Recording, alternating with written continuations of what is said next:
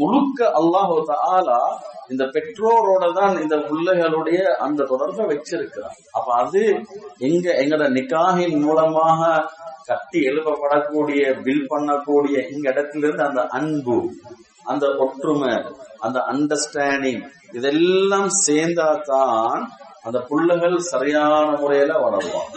புள்ள வாப்பட்டு இருக்கும், உம்மட்ட ஓடும், உம்மட்ட இருக்கும், வாப்பட்ட ஓடும். ரெண்டு பேரும் சந்தோஷமாக ஓடி கழிச்சு விளையாடுறதுக்கு அங்க ஹஸ்பண்ட் அண்ட் ஒய்ஃபுக்குள்ளால பீஸ்ஃபுல் மைண்டா இருக்கும். அப்ப அதுதான் அங்க புள்ளையோட அந்த வளர்ச்சிக்கு, புள்ளையோட அந்த மாற்றத்தும் காரணம். இப்ப ADHD இருக்கையிலும், ஆட்டிசமாக இருக்கையிலும் வேண்டிய அந்த பிள்ளைகளை இன்றைக்கு முன்மாதிரியான நல்ல டேலண்டான பிள்ளைகளாக மாத்துறதுக்கு வெளிரங்கத்துல சயின்ஸ் என்ன சொல்லுதுன்னா உம்மா வாப்பாட அந்த நிலைமை என்ன. இப்ப